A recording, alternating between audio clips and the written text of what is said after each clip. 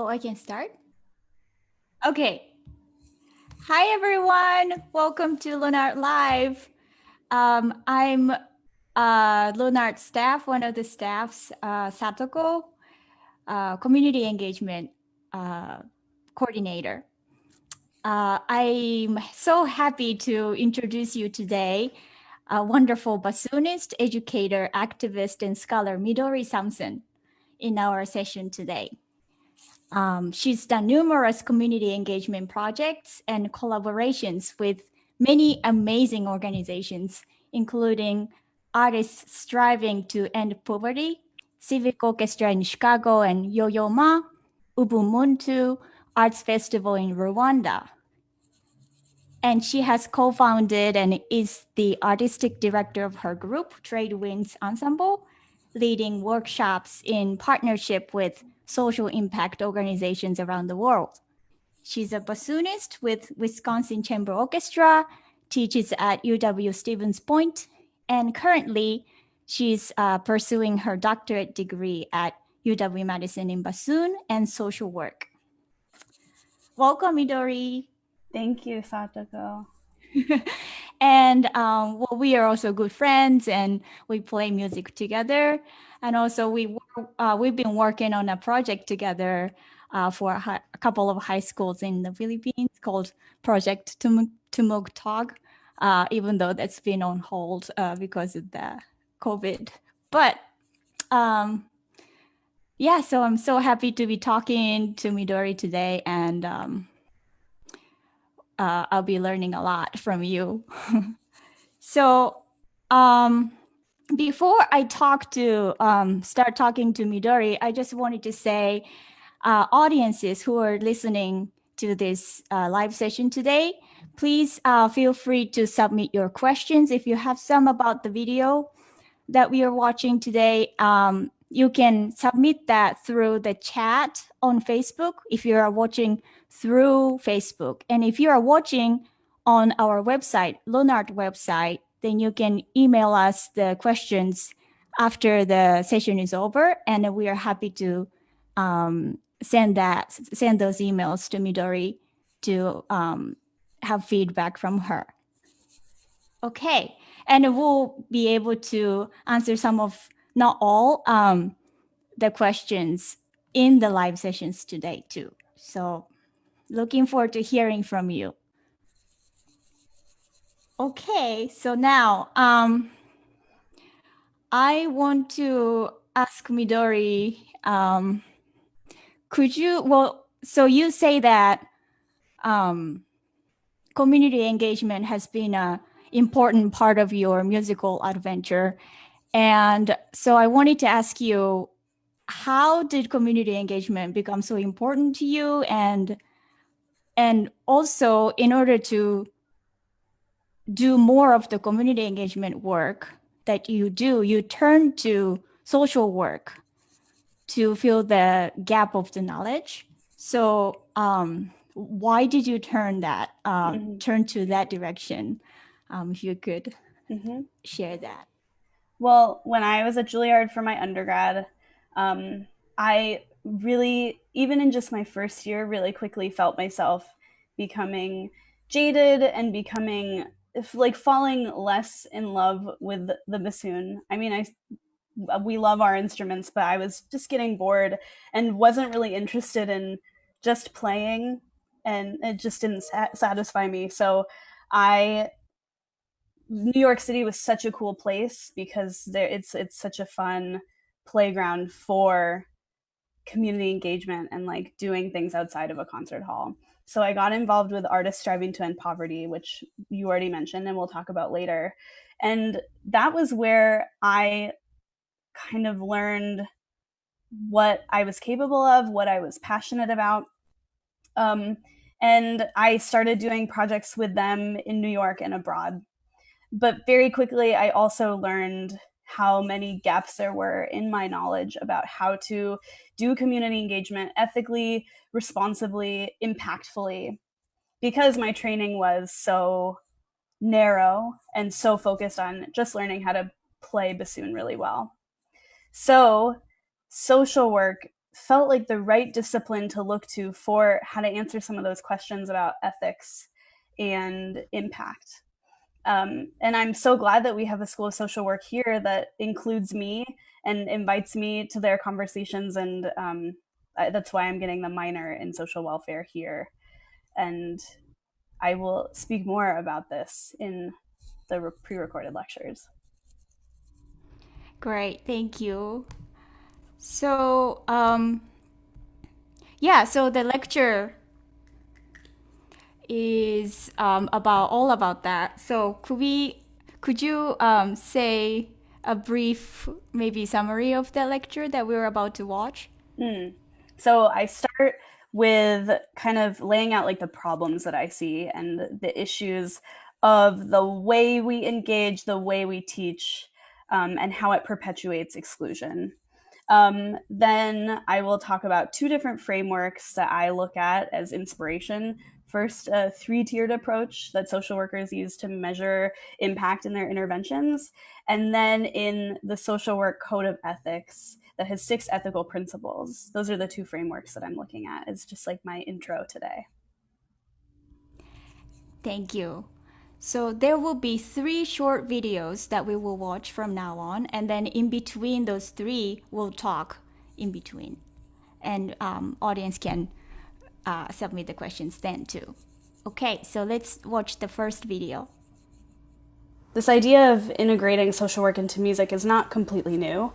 People before me, individual artists and amazing organizations have certainly put social work principles into their work. But doing so deliberately and from a theoretical perspective hasn't been documented. So I'd like to offer that as a next step for some people and as something that I would like to model for my peers. I'd like to begin by introducing one of my favorite resources, and this is from Paulo Freire's Pedagogy of the Oppressed. Paulo Freire was a Brazilian philosopher and educator who coined the banking method of education. And he says that banking education mirrors oppressive society as a whole. His description of banking education is this, and I read this as I think about my own training and theory classes I've sat through, orchestral rehearsals, and I think about how those mirror oppressive society. He explains the banking method this way. The teacher teaches and the students are taught. The teacher knows everything and the students know nothing. The teacher thinks and the students are thought about. The teacher talks and the students listen meekly. The teacher disciplines and the students are disciplined. The teacher chooses and enforces his choice and the students comply. The teacher acts and the students have the illusion of acting. The teacher chooses the program content and the students adapt to it. The teacher confuses the authority of knowledge with his own professional authority. And the teacher is the subject of the learning process, while the pupils are mere objects. So this is an important resource for me because it's saying very clearly all of the problems of an education system that assumes that children are empty vessels, as he says, empty vessels that need to be filled with knowledge from a teacher, when instead our students are experts because they are individuals with experiences and with lives, and because they're constantly consuming the arts, a huge knowledge of the arts already, even if they don't have any training. So I say this as a starting point, as a place to launch from, because I think this spells out clearly the issues we're facing.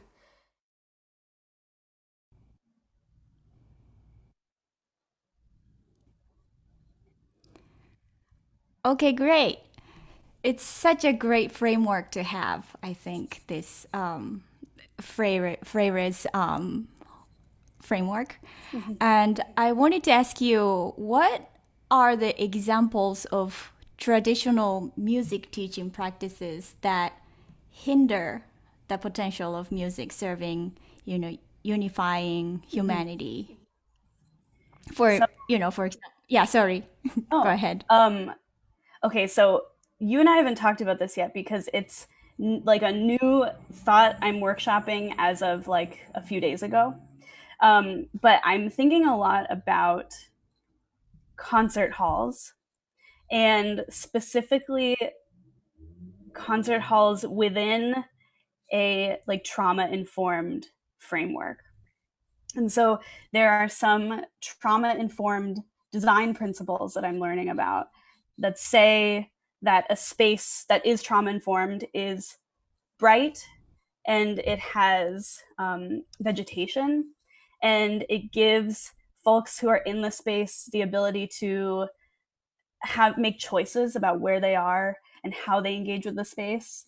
And so think of like a concert hall with all of those guidelines. Our concert halls are not trauma informed. They're dark. We don't have any life in them, like plant life. Um, Everyone is seated in crowded rows where armrests are shared. Like there's not really any space. You have to crawl over people to get to your seat. Everyone faces an elevated stage where like the master is standing and fills us with their knowledge and their art form. So this is just like one example, and I know the Friday doesn't talk about the like trauma and trauma informed practice, but it's an example of how there's these hierarchies and it perpetuates exclusion. Um, that's one example. I also talk a lot about the orchestra. So now let's go to the stage. How the orchestra sits, also in rows, facing one person who makes all the artistic decisions. Um, uh, like the elevation again. And all of that, again, hierarchy eliminates musicians' ability to make choices, to be part of a collaborative process. What if instead an orchestra like sat in a circle or did some kind of like more inclusive seating? I don't know. This is what's on my mind today, but there are lots of examples. Right. Yeah, thank you. What about in like teaching settings, like workshop or even just in private lessons? Well, you and I went to conservatories. Think about the way we learned music theory. Again, it's like seated rows facing the master, um, usually listening to a lecture about rules. There's not much opportunity for choice and autonomy for the student. Um, and unfortunately, I think since we were taught that way, we often perpetuate that by teaching others in the same way. Um, for example, like in my applied lessons for bassoon, when I am in real life, I always try to have the students sit in a circle, and I'm always seated in the same circle at the same level, at the same height. Um, I love circles. I've already said that a few times. But even like working with children or doing an engagement performance, I try to break the seated rows looking at a stage as often as possible. That's nice. Yeah, the seating definitely makes a difference in perception of how everything is presented. Mm-hmm. Yeah, and how you can present yourself and express yourself from the student's perspective too. And Mm-hmm. you also, I remember you being talking about like even if you're like orbiting, like when you are doing outreach, outreach workshop or something, like you try not to make the activities orbit around composers, but Mm-hmm. orbit around the individual students and their Yeah. where they come from. Yeah. In Project Tumogtog, like I've tasked all of us with trying to create lesson plans that put the students in the shoes of the composer and make them the composers. If we, what if our job was to tell the stories of our students and assist in their musical storytelling and in their composition? then suddenly, yeah, we're not orbiting around the same European men that created the tradition, but instead we're putting it in the hands of the children we work with, making them the Treat. experts. Right. Yeah. Right. Okay. Well, thank you. Okay, maybe we should go ahead and watch another video, the second video. Yeah, I've only laid out the problem so far. I've not even talked about the frameworks. That's right. Okay, then let's do that. In my work, I look at two existing frameworks in the social work discipline that can serve as a rubric for musicians to think about the impact we're making and how we're doing it. The first is this one that I'll introduce, the three-tiered approach to practice. So very generally, social workers look at three different areas when they're designing interventions and thinking about impact. First, at the top of this image, and this image comes from the UW-Madison School of Social Work. At the top of this image, micro, working directly with individuals or families on everything from access to housing, healthcare, and social services to treating mental, behavioral, and emotional disorders. So the second half of this we can step away from for the purposes of music, but the idea is thinking about individual level and family level, micro. The middle, mezzo, also a musical term, is working with groups and organizations such as schools, businesses, neighborhoods, hospitals, nonprofits, and other small-scale communities.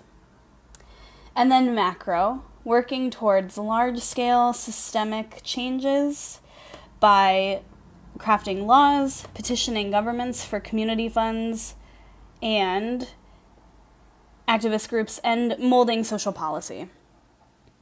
So I want to give a shout out to a couple of organizations that, even though they aren't doing this deliberately, are doing so beautifully a three-tiered approach to their work. First is a very special organization to me where I first began my journey into community engagement and the idea of social work integrating with music.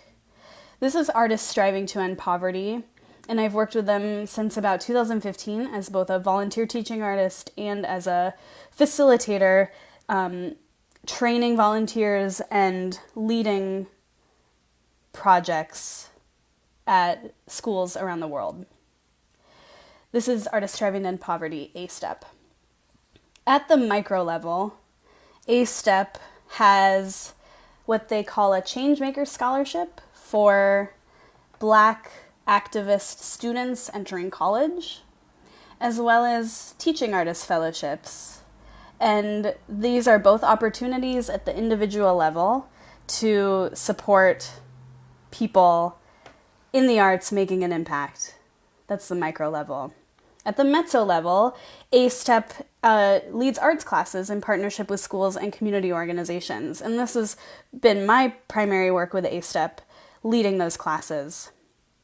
And then at the macro level, especially this summer and during COVID, A-STEP has been offering free and open trainings to teaching artists, which can be accessed online. And this is kind of a way to begin working on large-scale systemic change by creating this army of teaching artists who are thinking about teaching their art form in this way and doing it ethically with children all over the world. The other initiative I want to shout out, doing an awesome job of this three-tiered approach, is called Notes for Peace. And this is a project I was involved with through the Civic Orchestra of Chicago, doing songwriting workshops for parents who had lost their children to gun violence. At the micro level, Notes for Peace leads these songwriting sessions and a special premiere performance for the families. At the mezzo level, these songs are archived online and are available for listening all the time. And at the macro level, these songs have been an incredible tool for advocating for policy change around gun violence. And in particular, have the backing from Yo-Yo Ma as a spokesperson, which of course helps make that advocacy stronger. This is very generally the 3 areas of practice from social work, and this is an approach that I try to bring to my work as a teaching artist to strengthen the impact and the ethics of whatever initiative I take on.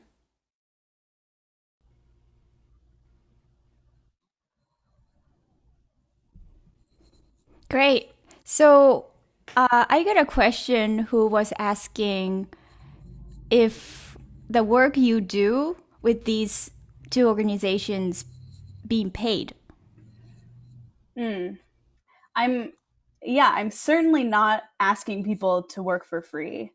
I know that that's a whole other issue for that musicians get taken advantage of and asked to do this work, and especially women of color get asked to do a lot of this work around it, social justice, for free.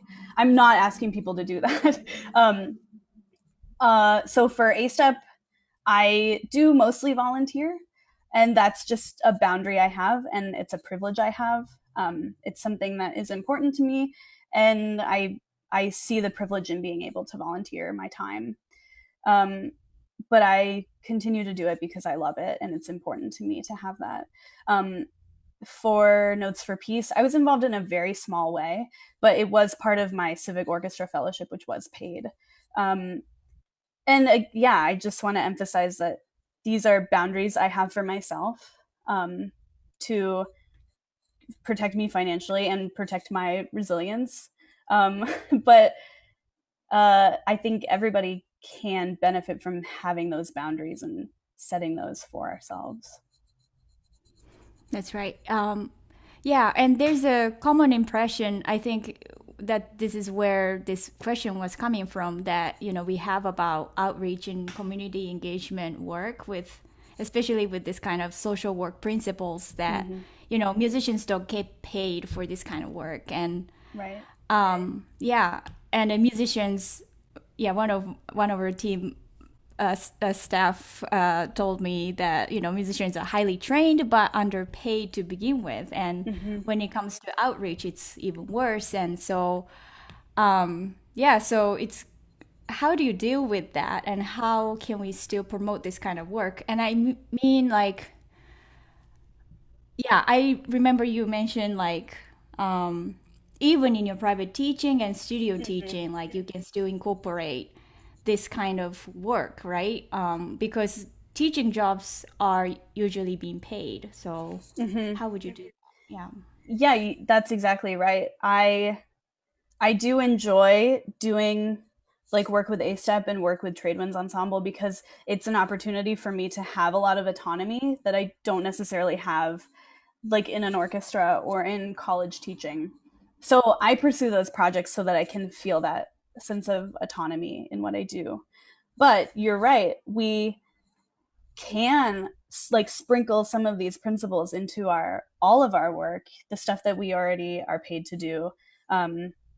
Even like my teaching at Stevens Point right now, like for example, some of them are watching, so maybe they don't need to know this, but I truly don't care how they play, if they play right now during a pandemic. I only care about their well-being and their mental health.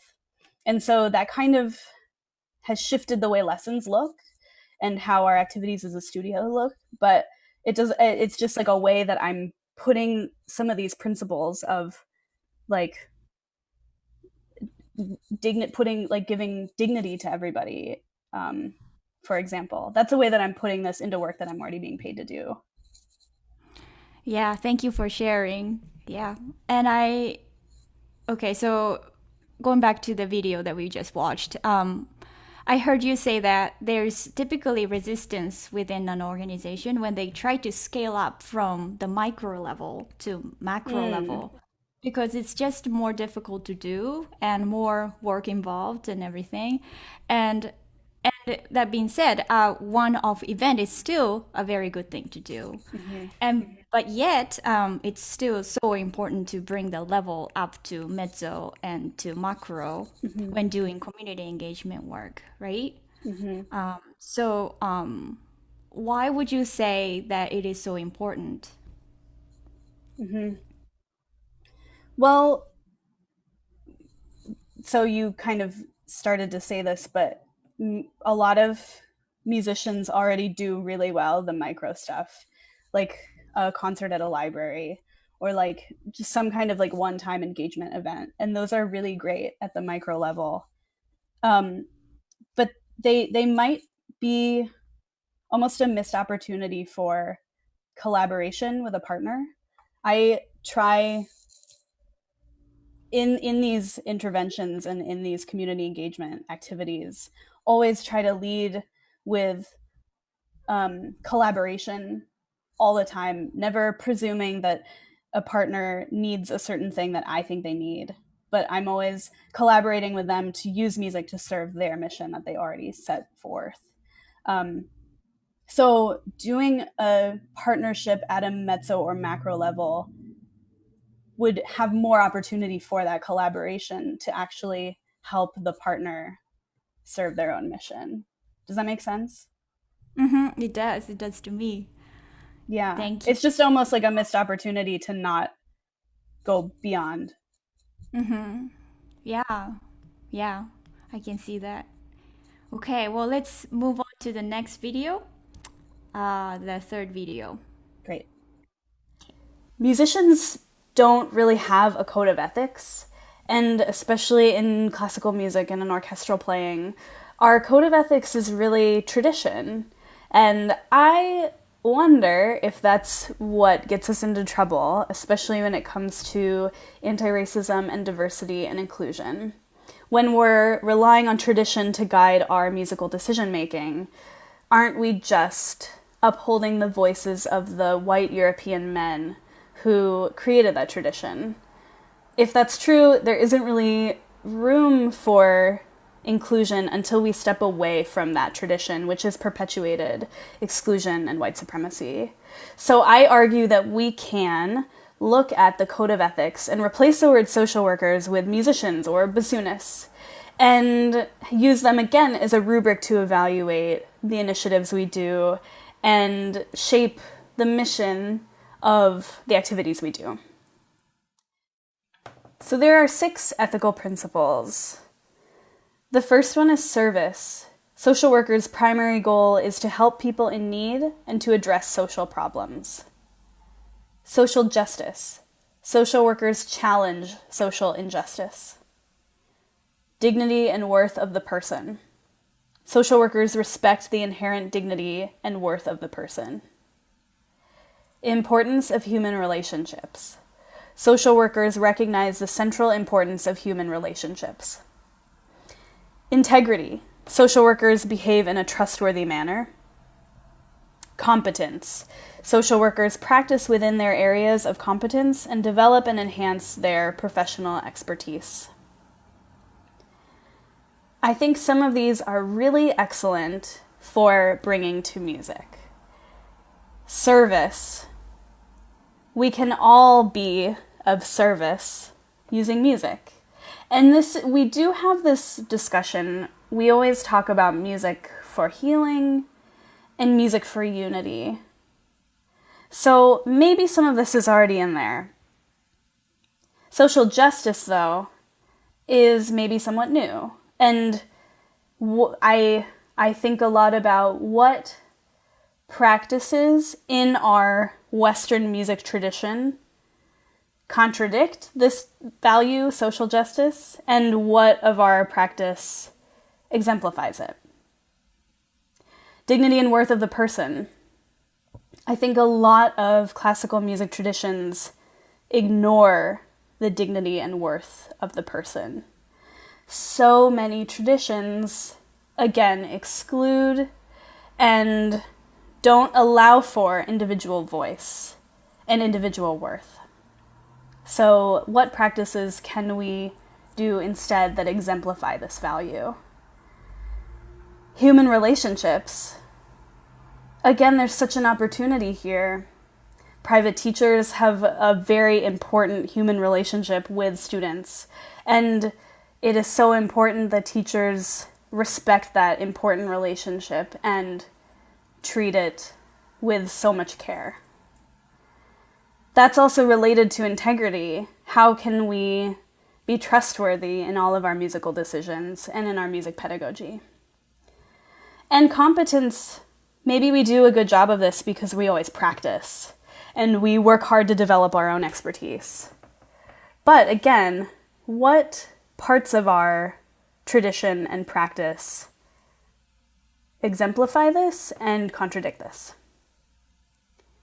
So these 6 principles guide me in all my decisions, and I'm always going on that journey of what do we do that contradicts these 6 items, and what do we do that exemplifies them?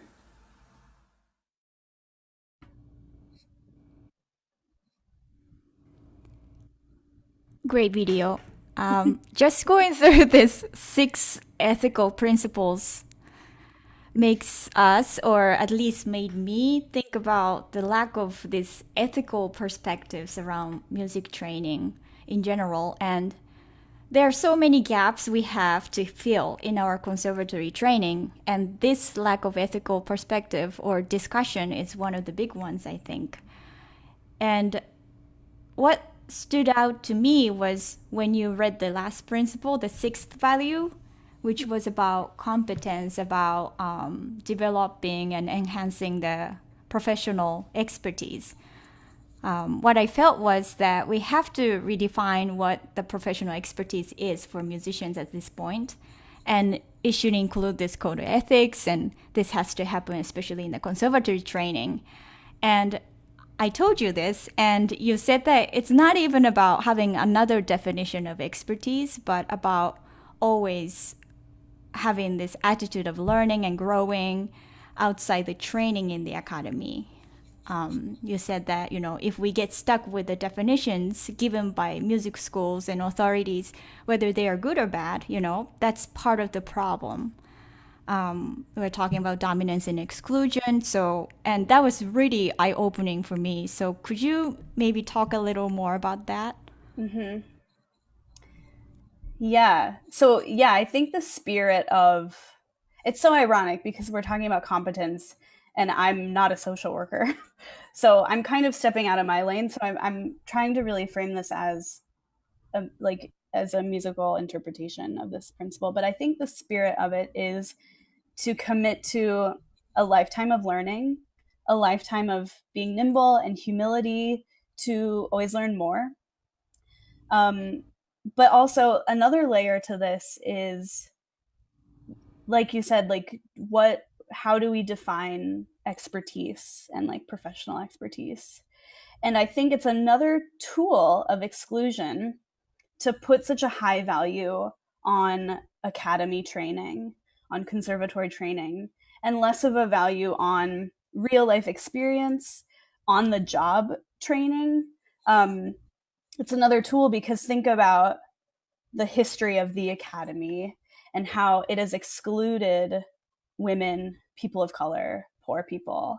It's another tool to to place value on degrees and on training within an institution to exclude. So, yeah, redefining what professional expertise means on top of just committing to a lifetime of learning. Yeah, great perspective. Thank you so much. And there was a question from the audience. I'm going to read it. I'm interested in hearing how students have responded when you work with them in these non-standard environments. What changes do you notice? A specific example is when Tradewinds Ensemble went to Ruth Ellis Center, which is a shelter for SOGI LGBTQ youth in Detroit. And we walked in, and one student said, "Is this effing classical music?"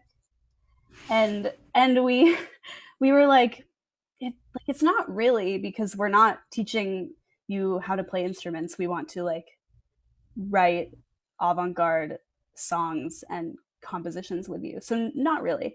But after 2 days, this student said, "Oh, this is cool. This is not what I expected." And it was because we'd done this activity around graphic notation and around like using hand gestures as a way to compose in real time.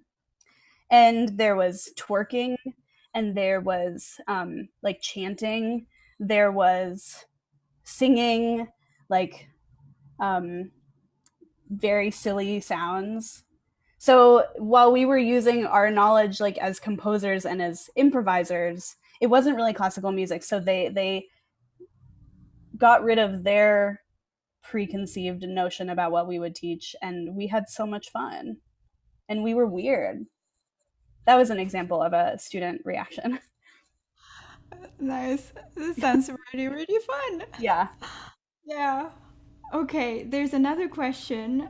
Okay, hi Midori. Given your background and experience as an orchestral musician, can you provide some specific ideas on how a more inclusive seating arrangement for orchestras would work from a practical standpoint, in terms of in terms of the musicians being able to see and hear each other, the conductor, Mm. etc.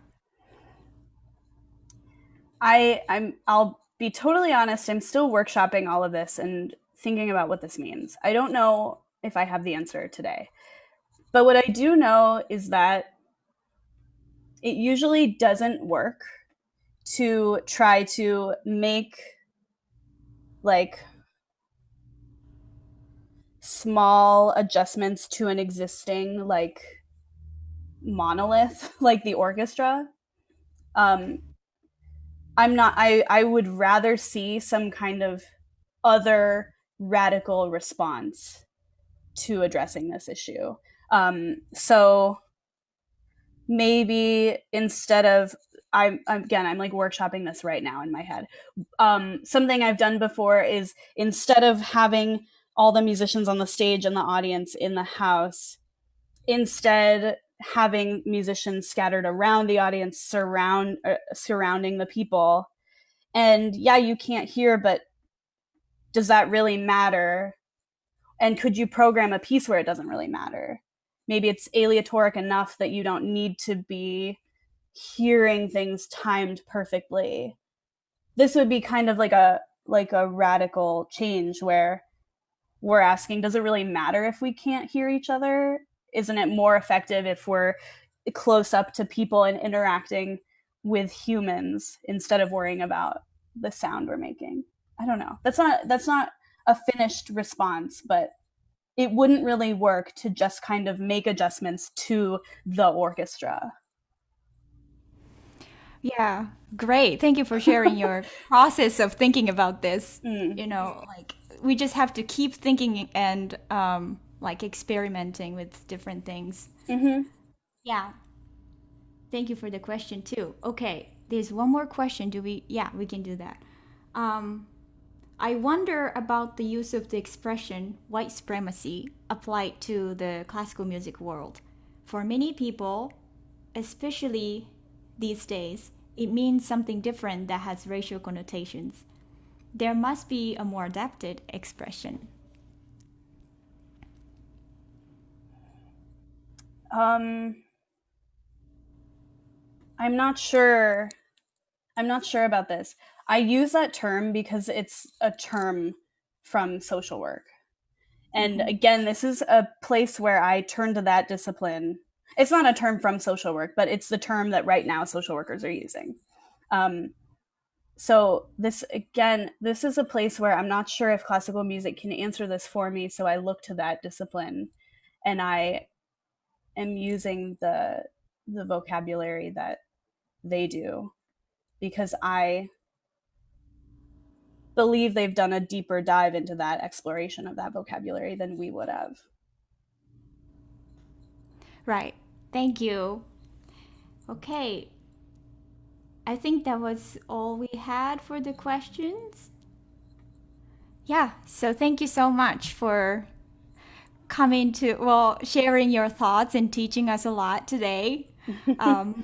I personally learned a lot from just preparing for this and listen to your lectures. And yeah, so I am grateful. Okay, so if you couldn't join us today, there is going to be a recording of this session on YouTube channel for Lunard and on our website as well. So check that out. And please don't miss our Human Family Virtual Festival that happens in October. It's on 2 Saturdays in October, the month of the most beautiful full moon, on the 10th and the 17th. So check that out, please. Don't miss it. And next Lunar Live is on Friday, October 23 at noon with Patricia Lopez, this year's Lunar Call for Scores winner. So please look forward to that announcement too. Okay, great. So everyone have a great day and I'll see you soon. Thank you, Midori.